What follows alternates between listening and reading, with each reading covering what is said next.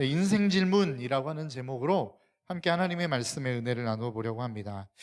여러분들은 가끔 아무 일도 아닌 일, 정말로 가치 없는 일에 대해서 열심을 내는 사람들을 보실 때가 있으실 겁니다. 야, 저런 일에 저렇게 에너지를 쏟는다고? 저런 일에 저렇게 돈을 쓴다고? 라고 하는 그런 분들을 가끔 만날 때가 있을지 모르겠어요. 여러분 혹시 미우새라고 하는 프로그램을 보시나요? 제가 그 TV 방송을 보면서 가장 이해할 수 없었던 한 사람이 있었습니다. 누구였냐면 임원희라고 하는 연예인이었어요. 그 임원희가 뭘 키우냐면 애완돌이라고 하는 걸 키웠었거든요. 여러분 들어보셨나요? 애완돌? 그러니까 애완견, 뭐 애완묘, 뭐 이런 말은 들어봤어도 애완돌을 키운다는 얘기는 저는 그 TV 프로그램에서 처음 봤습니다. 한 주먹 한 3분의 2 정도 크기 되나요? 그 돌에다가 막 이렇게 모자도 씌워 놓고 뭐 설명서에는 훈련하는 방법도 있대요. 뭐 앉아, 멀리 떨어져서 뭐 일어나, 뭐 이런 이야기도 하고 뭐 이렇게 굴리면서 뭐 이렇게 훈련을 시키는 뭐 그런 방법도 있다고 하더라고요. 그러면서 제가 그걸 보면서 뭐 별 희한한 사람들이 다 있구나 이런 생각이 들었습니다. 그런데 그것들을 돈을 주고 사고 또 그렇게 케어하는 것들을 보면서 야, 저런 쓸데없는 이야기, 저런 이해 안 되는 일들을 왜 할까? 이런 생각들을 한 적이 있습니다. 근데 사실 우리가 살아가는 이 그리스도인들의 삶의 모습을 보면서 믿지 않는 수많은 사람들이 갖는 의문과 비슷할 거라고 저는 생각합니다. 제가 이것들을 보면서 무엇을 느꼈냐면, 아, 세상의 사람들이 믿는 사람들을 보면 이런 느낌이겠구나. 야, 보이지도 않아요. 그렇다고 만질 수 있는 것도 아닙니다. 그렇다고 우리의 감각으로 느껴질 수 있는 분도 아니에요. 쉽게 만날 수 있는 분이 아니에요. 그런데 그들은 만났다 그러고 자신의 삶을 드리고 시간을 드리고 물질을 드리면서 그 하나님을 섬긴단 말이죠. 뭐 예배의 이 자리에 와서 종교의 예식에 참여하는 것은 그래도 어느 정도 이해할 수 있을 것 같습니다. 뭐 다른 종교도 그렇게 하니까. 그런데 매일처럼 나와서 새벽 기도회를 드리고 새벽 기도회도 뭐 조용히 드리는 것도 아니에요. 막 주야 막 이러면서 막 부르짖고 막 폴짝폴짝 뛰면서 찬양하고 뭐 헌금을 드리죠. 뭐 삶을 봉사하죠. 그러면서 뭐 말도 안 되는 이야기들을 막 하는 것 같습니다. 그러니까 세상의 사람들이 봤을 때 그리스도인들은 제정신이 아닌 사람들로 보일 가능성이 높습니다. 보이지도 않는 신들을 보면서 그 신을 믿는다라고 이야기하고 그 신을 향하여 자신이 쏟지 않아도 될 만한 에너지를 쏟는 모습들, 이런 것들을 보면서 야, 저들은 왜 저렇게 살지라고 하는 생각을 저는 할 수 있을 것 같다는 생각이 들었습니다. 여러분 오늘 본문의 말씀에 보니까 사울이라고 하는 사람이 나옵니다. 우리가 구약에서 봤던 사울 왕과는 좀 다르죠. 우리가 알고 있는 바울입니다. 그 바울이라고 하는 사람이 등장해요. 그리고 그 바울이라고 하는 사람이 그리스도인들을 바라보며 똑같은 감정을 저는 느꼈을 것 같습니다. 왜 그렇죠? 그들에게 있어서 사울이라고 하는 사람들에게 있어서 사울이라고 하는 사람은 예수 믿는 사람을 핍박하는 사람이었습니다. 스데반이 순교하는 그 현장에 있었고 또 오늘 본문에서처럼 다메스쿠스, 우리가 다 잘 알고 있는 다메섹이라고 하는 지역을 향하여 가는, 그래서 거기에 있는 그리스도인들을 싹 다 잡아서 감옥에 가두려고 하는 이 일들을 하기 위해서 지금 가고 있는 거예요. 왜 이렇게 했을까요? 사울이라고 하는 사람이 하나님을 싫어해서 그 하나님을 믿지 않았기 때문에 그 하나님을 반역하고 싶어서 그렇게 했던 게 절대 아닙니다. 그러니까 사울은 언제나 늘 하나님에게 있어서는 진심이었어요. 그가 하는 모든 행동들은 하나님을 위한 것이었고 하나님의 영광을 위한 것이었단 말이죠. 그런데 왜 그토록 하나님이 기뻐하시는 사람들인 그리스도인들을 핍박했고 죽였고 잡아서 감옥에 가두려고 했을까? 사울의 입장에서는 어떻게 보면 이게 당연한 것일 수 있습니다. 왜일까요? 사울은 알고 있었어요. 무엇을요? 예수가 죽었다는 거죠. 그러니까 예수라고 하는 사람이 갑자기 벼랑간 등장했어요. 그리고 뭐 수많은 사람들을 막 고치기 시작합니다. 보리떡 5개와 물고기 2마리로 남자 장정만 막 5천 명을 먹이고 물고기 7마리와 뭐 보리떡 2개로 막 4천 명을 먹입니다. 뭐 이런 놀라운 기적들을 보여줘요. 병든 자가 오면 다 고쳐주고 죽은 자까지도 심지어는 살려내는 기적을 보여줬어요. 그런데 그가 그토록 대단했던 그 사람이 종교 지도자들과 갈등을 빚기 시작해요.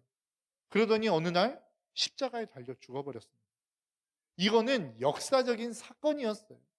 그러니까 로마의 군인들이 그것을 지켜보고 있었고 십자가 밑에서 수많은 유대인들이 그것을 지켜보고 있었습니다. 그리고 예수님이 죽었다라고 하는 그 사형 선고, 죽음의 판정을 모든 사람들이 지켜보는 앞에서 내려졌어요. 그러니까 사울의 생각과 사울의 삶과 사울의 경험에는 예수 하면 떠오르는 단어가 뭐였을까요? 죽음이었습니다. 그러니까 사울이 생각했을 때 예수는 죽었어요. 더 이상 살아난 사람이 아니에요.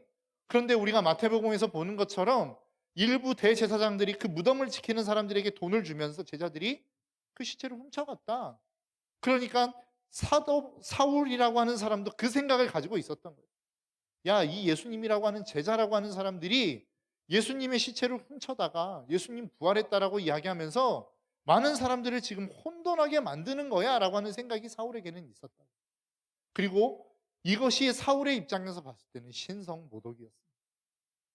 그러니까 사울의 입장에서 봤을 때 하나님을 향하여 열심을 가지고 있었던 이 사울은 이 예수 믿는 제자들을 죽일 수밖에 없었던 거예요. 그리고 잡아서 옥에 가둘 수밖에 없었던 거예요. 그런데 문제는 무엇입니까? 이 사울이 예수님을 만나버립니다. 죽었다라고 생각했던 그 예수님을 사울이 만나요. 다메섹 도상에서 느닷없이 예수님이 나타나셨어요. 그러더니 그 예수님이 사울에게 뭐라고 말합니까? 사울아 사울아 네가 왜 나를 핍박하느냐? 그러니까 사울이 당황한 거죠. 나는 예수님이 죽었다고 생각했고 그 예수님이 더 이상 살아계시지 않는다라고 하는 결론을 가지고 지금 삶을 살아가고 있는데 어느 날 느닷없이 누군가가 자기에게 나타나서 너는 왜 나를 핍박해? 라고 이야기하는 거예요. 그때 이 사울이 예수님에게 하는 질문입니다. 저는 이게 우리 모두의 질문이 될 수 있었으면 좋겠습니다. 여러분, 우리가 어떠한 인생을 살아가면서 최고의 상황들을 맞이할 때에 인생 땡땡이라고 하는 말을 붙이지 않습니까? 뭐 가장 내가 마음에 드는 사진을 만나면 인생 사진, 뭐 이런 말을 붙이는 것처럼 우리 인생에 있어서 내 인생을 뒤집어 놓을 수 있는, 뒤바꿔 놓을 수 있는 정말로 중요한 질문이 있다면 저는 이 질문이라고 생각합니다. 주님, 당신은 누구이십니까? 지난주에도 우리가 살펴봤던 것처럼 우리는 예수님을 믿고 있어요. 예수님을 따른다라고 이야기하고 있어요. 그 예수님을 섬기고 있어요. 그런데 문제는 무엇이냐면 그 주님에 대한 상처를 모두가 다 갖고 있단 말입니다. 그분이 나를 정말로 내 기도를 들어 응답하신다라는 생각도 잘 없어요. 그분이 나의 인생 가운데 정말로 내 인생을 책임지실 분이다라고 하는 믿음도 확신도 별로 없어요. 그런데 한 가지 확실한 건 그분이 살아계신다라고 하는 것을 부인하지는 않는다. 그런데 문제는 뭐예요? 그분을 인격적으로 만난 경험이 없다라는 거예요. 저도 그랬어요. 저도 초등학교 거의 저희 할머니께서 신앙생활을 하셨고 저희 아버지 쪽으로 보면 다 장로님이시고 이런 권사님들이십니다. 그러니까 저도 어려서부터 기독교 문화에 너무나도 젖어 살아왔던 사람이었어요. 그러니까 하나님이 살아계십니다라고 이야기하면 여기에 대해서 부인할 수 있는 이야기를 하지 않았어요. 그런데 문제는 뭐였어요?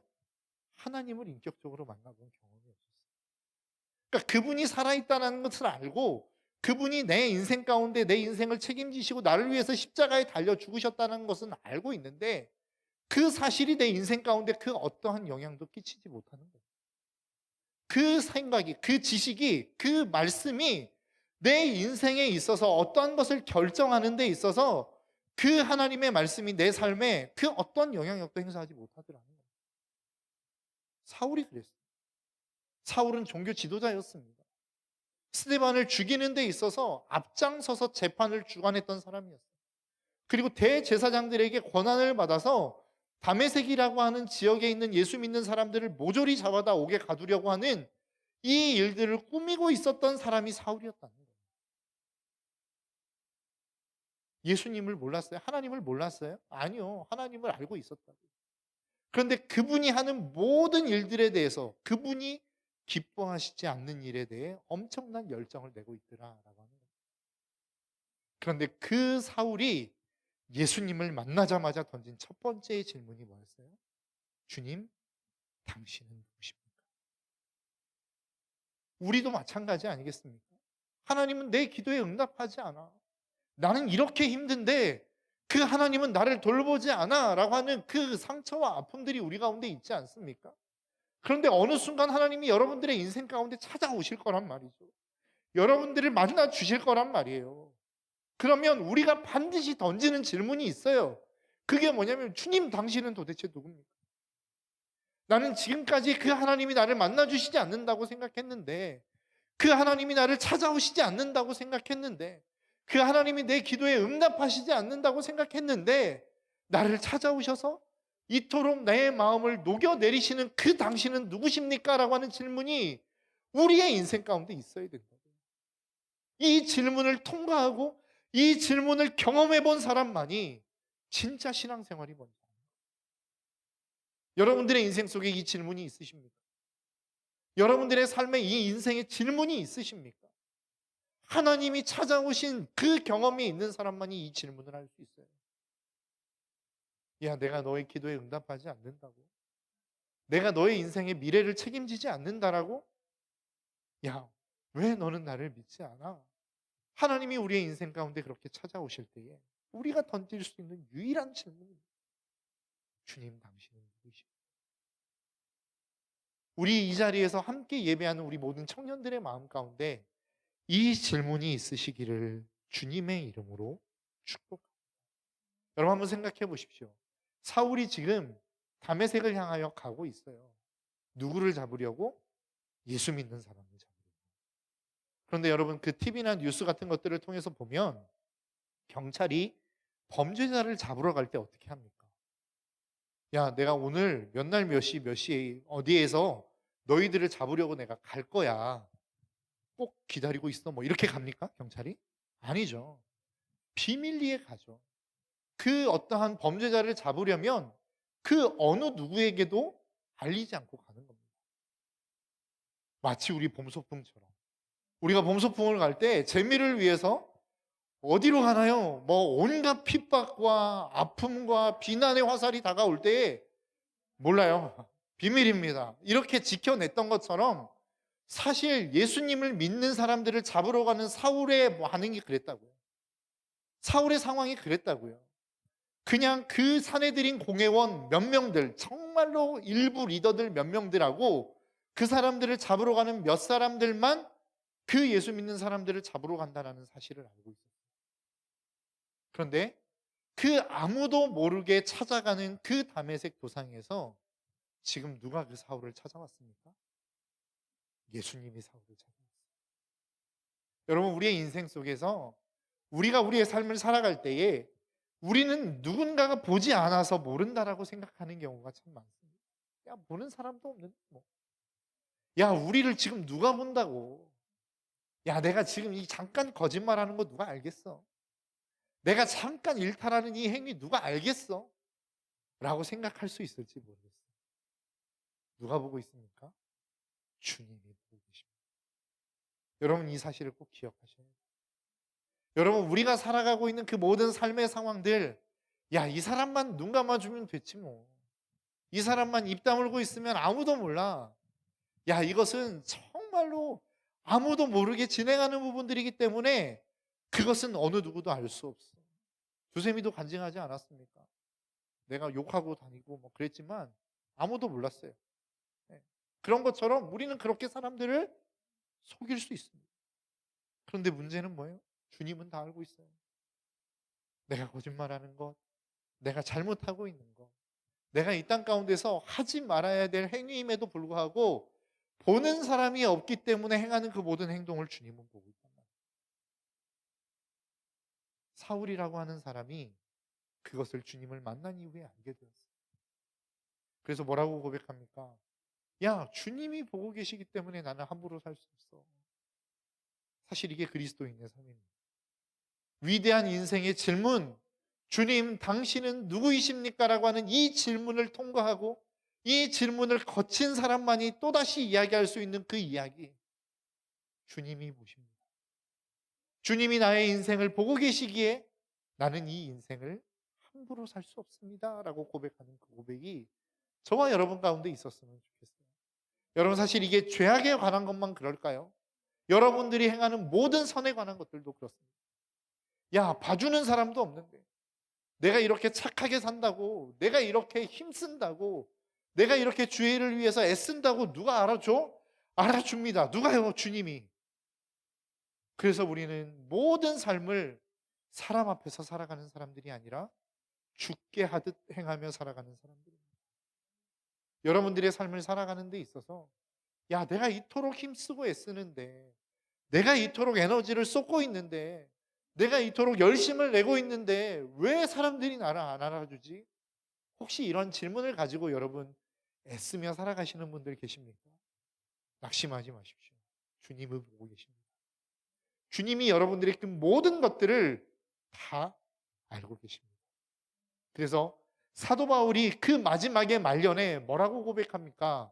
나의 달려갈 길과 주 예수께 받은 사명, 나는 이 모든 사명을 다 감당했다.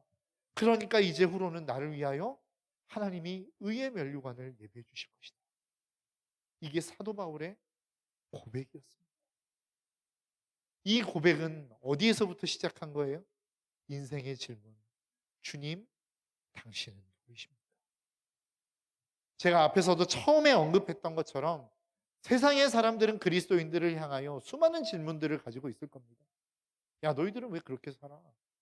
니들의 인생인데 왜 너희들의 주도권을 니들이 쥐지 않고 살아? 왜 보이지도 않는 신에게 너희들의 삶을 내어드리며 살아? 라고 하는 이 수많은 질문들, 우리가 던질 수 있는 이 질문들, 이것은 사실 인생의 질문을 거치지 않았기 때문에 나오는 질문들입니다.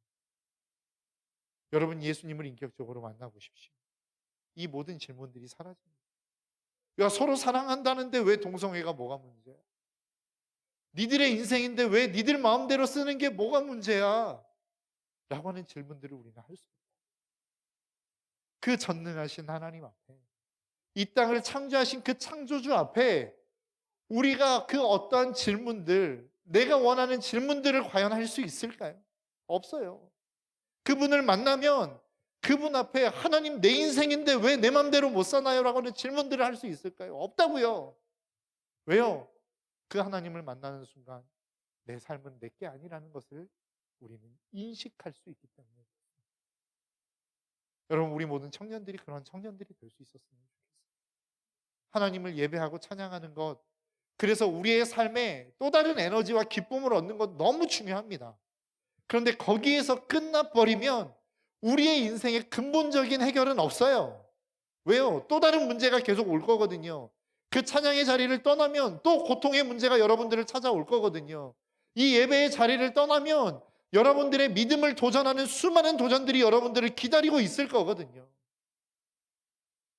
그런데 인생의 질문, 주님, 당신은 누구이십니까? 그때 주님이 뭐라고 대답하시나요?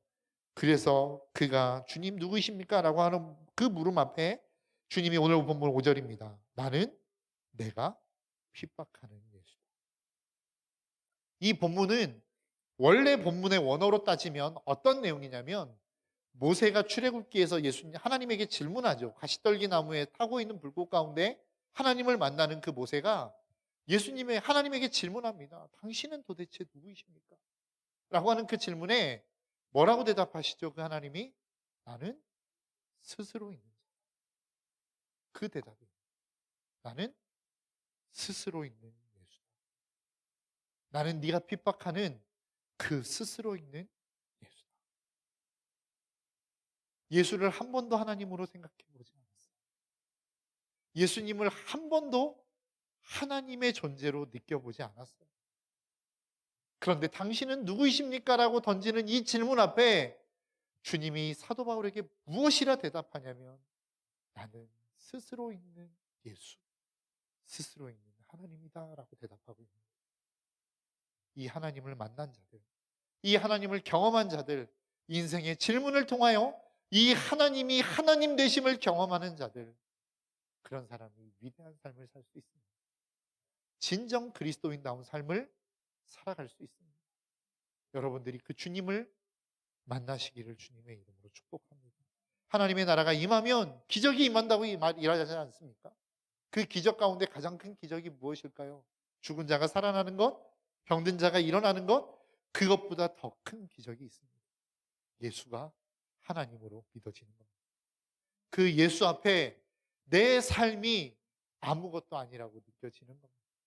그 예수 앞에 내 삶의 모든 것을 다 드려도 아깝지 않은 그 삶의 변화가 일어나는 게 우리의 인생의 가장 큰 기적이에요. 여러분, 이 기적을 경험하셨습니까? 이 기적을 경험할 수 있는 저와 여러분들의 삶이 될 수 있기를 주님의 이름으로 축복합니다. 이 시간 우리 함께 좀 하나님 앞에 찬양하며 나아갔으면 좋겠습니다.